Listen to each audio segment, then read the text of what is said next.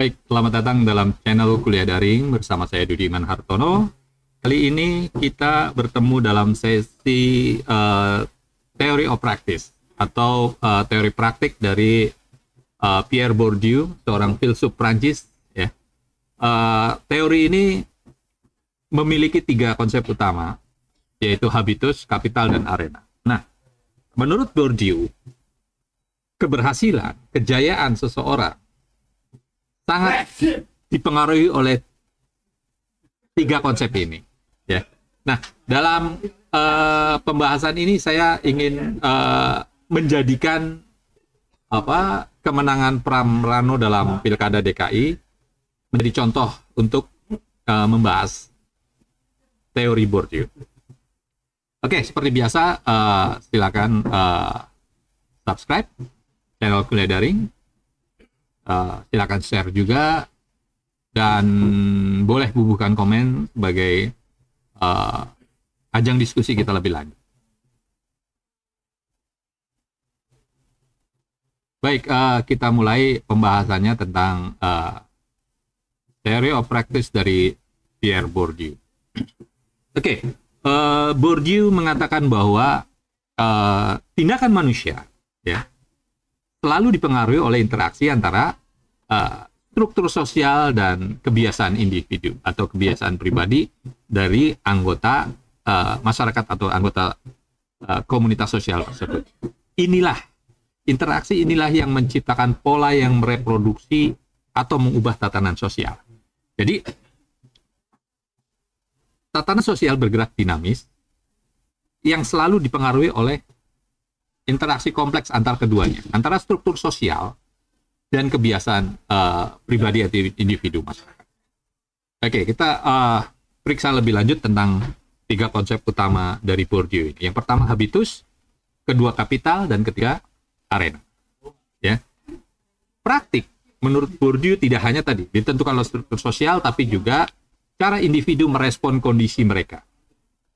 Nah, Bourdieu menolak pandangan deterministik, ya termasuk dari deterministiknya Karl Marx dan voluntaristik. Ya. Deterministik ini adalah sebuah paham yang menyatakan bahwa setiap kejadian atau tindakan adalah konsekuensi dari kejadian sebelumnya. Ya. Jadi deterministik ini sesuatu yang sistemik, yang tidak melibatkan keserampangan atau dalam perkembangan keadaan di masa depan, masa yang mendatang.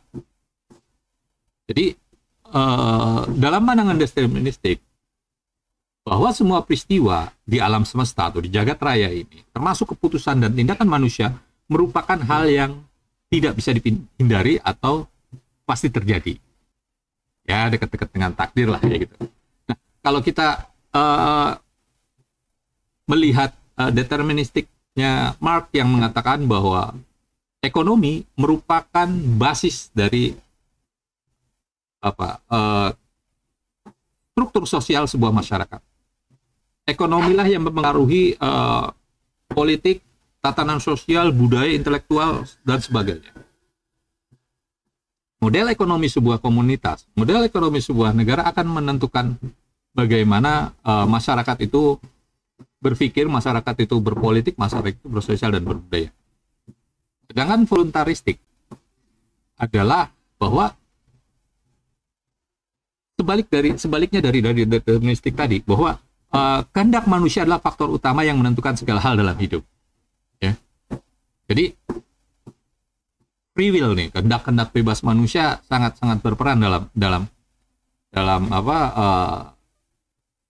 tatanan sosial itu. Nah, inilah yang ditolak oleh Bourdieu. Menurut Bourdieu bahwa praktik adalah interaksi antara individu, cara individu tadi merespon keadaan dan struktur sosial. Struktur sosial itu termasuk di dalamnya adalah landasan moral, etik, dan perangkat hukum.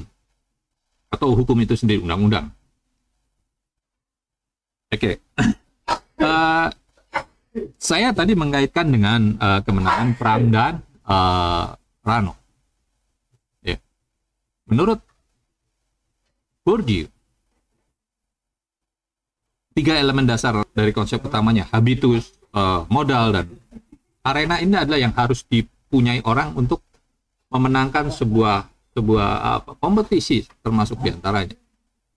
Nah, habitus ini adalah sistem atau kecenderungan yang dimiliki individu yang terbentuk melalui pandangan sosial dan pendidikan mereka.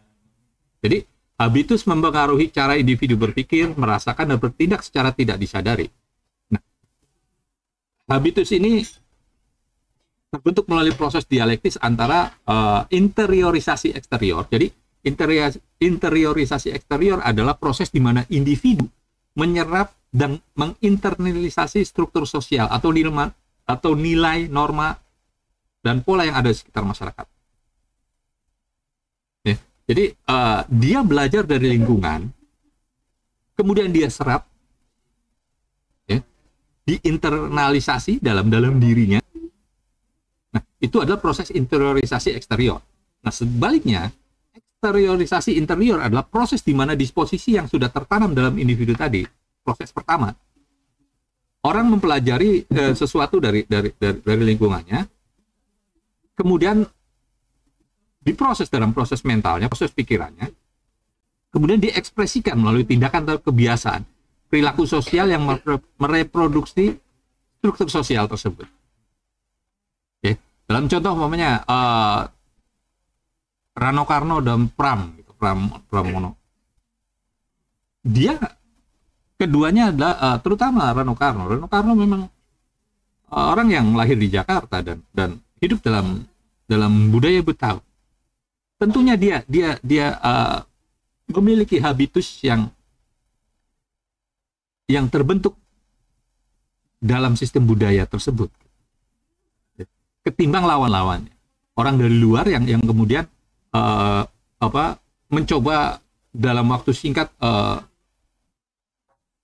menyesuaikan habitusnya dengan tatanan sosial yang sudah ada atau tatanan sosial di Jakarta. Bagaimana kemudian cara bicaranya Rano Karno, dialeknya, kosakata yang dia gunakan sangat Betawi. Gitu.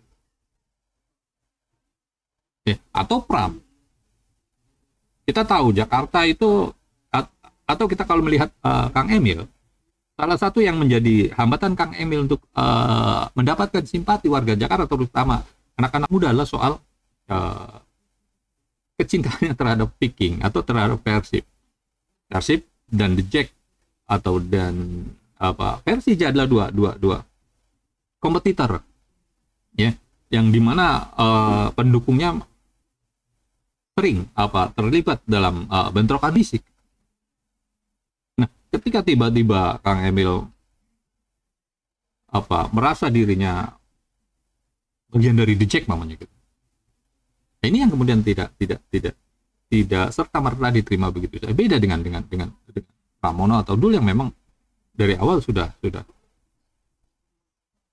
Jack gitu.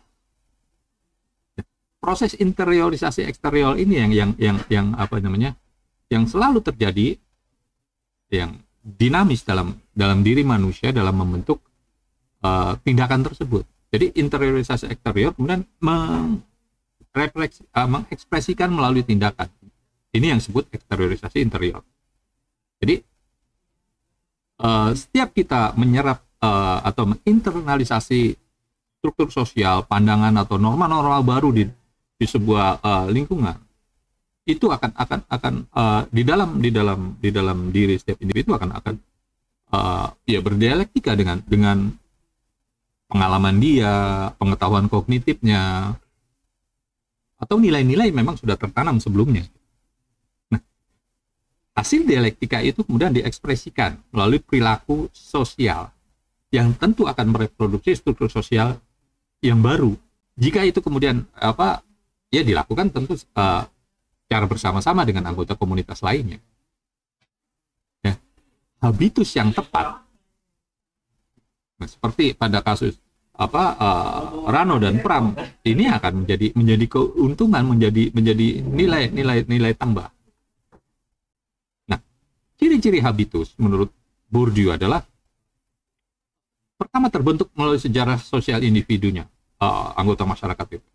Tadi saya sudah sampaikan bahwa ya Rano Karno, Pram gitu punya sejarah sosial terkait dengan Jack atau Rano Karno yang memang tumbuh dalam kehidupan budaya Betawi.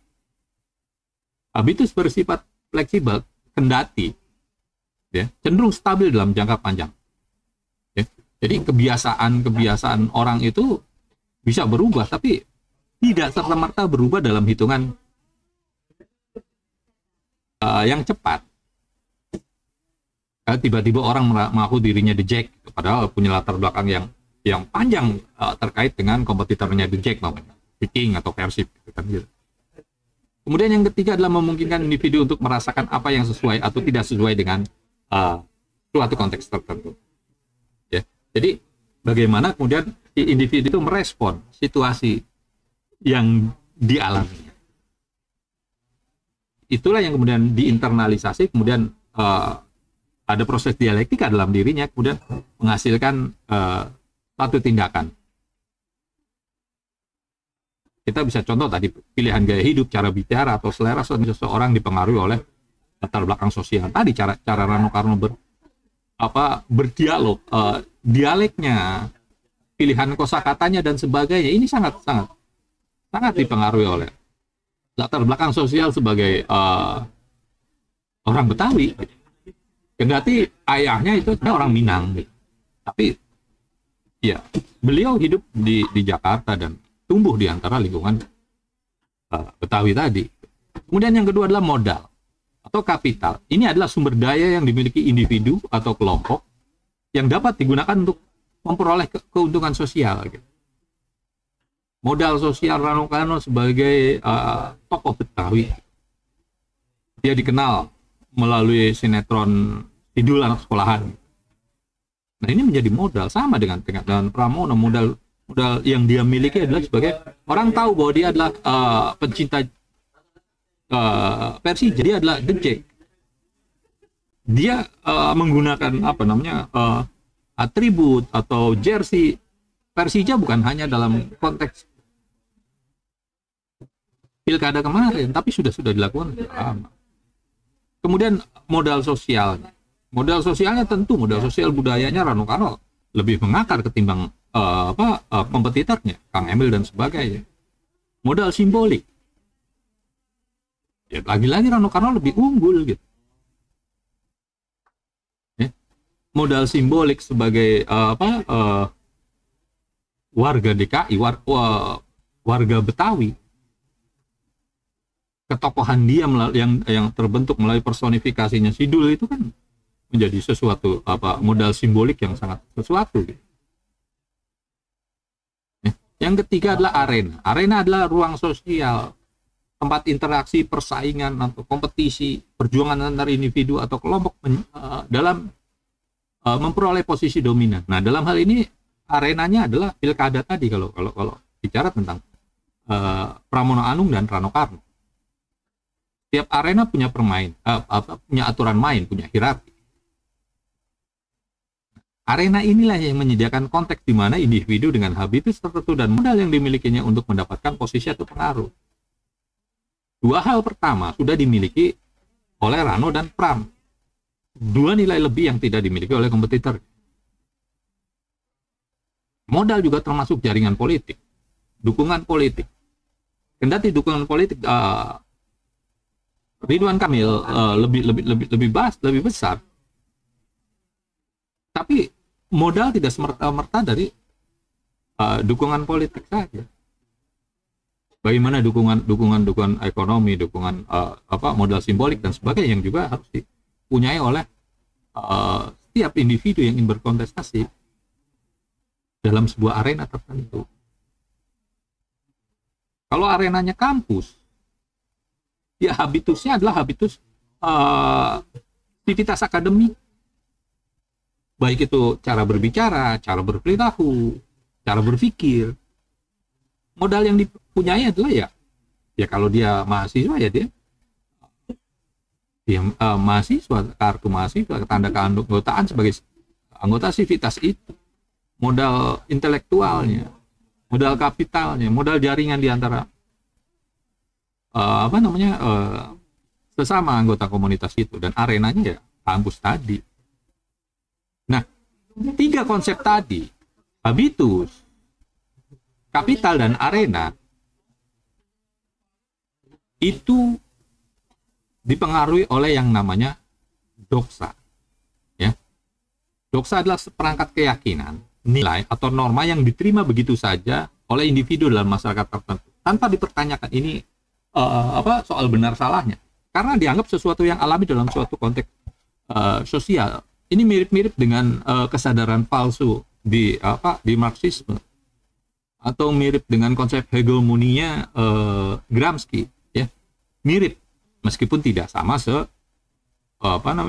sepenuhnya. Jadi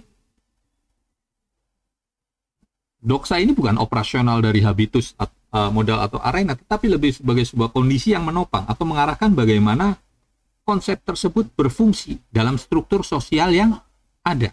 Jadi doksa berfungsi sebagai mekanisme yang menjaga dominasi kelompok tertentu dalam suatu arena melalui habitus dan modal sosial. Mamanya gini, habitus tadi disebutkan sebuah sistem disposisi atau pola pikir atau tindakan. Doksa muncul sebagai bagian dari habitus, di mana orang tersebut atau individu tersebut menerima nilai, norma, atau praktek sosial sebagai sesuatu yang alami dan tidak perlu ditanyakan. Mamanya, dalam dunia akademik, gelar doktor lebih bernilai dibanding pengalaman praktis untuk doksa yang melekat pada habitus akademisi. Ya. Atau kita bisa lihat, mamanya, dalam masyarakat patriarki, doksa tentang perang gender mempengaruhi bagaimana individu membentuk kebiasaan dan persepsi mereka. Ya. Kalau kita lagi jalan di jalanan gitu, lihat mobil depannya jalannya pelan gitu, begitu disalip, pantes cewek gitu. Nah, ini adalah bagian dari doksa, dianggap sebagai sesuatu yang bahwa perempuan itu kalau nyetir mobil kayak gitu. Nah, itu berkaitan dengan habitus. Kemudian bagaimana hubungan doksa dengan arena? Doksa adalah aturan yang tidak tertulis, mengatur cara kerja dalam suatu arena. Bagaimana individu tersebut bermain dalam arena tersebut tanpa menyadarinya. Jadi arena sebagai ruang kompetisi tadi, ada aturannya, ada struktur permainan yang sering kita sebut, yang kita sebut doksa ini.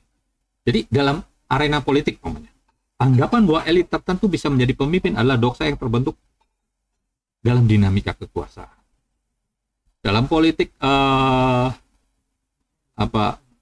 dinasti, namanya, bahwa keturunan atau ningratna itu jadi punya punya peluang lebih dibanding lain, atau keturunan dari pemimpin agama gitu. Nah, ini bagian-bagian dari doksa yang kemudian bisa dikapitalisasi menjadi modal, ya, untuk memenangkan persaingan. Gitu. Bagaimana kemudian orang berlomba-lomba memasang gelar Gus atau Habib, itu sebagai sesuatu upaya untuk mengkapitalisasi modal sosial tadi. Dalam konteks pilkada DKI, teman.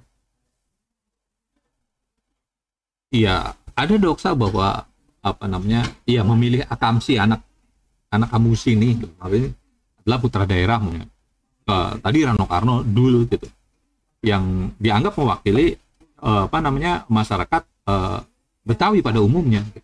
Nah, tiga konsep tadilah yang menurut Bourdieu harus dipunyai oleh setiap individu yang ingin memenangkan persaingan atau ingin memperoleh status dominan.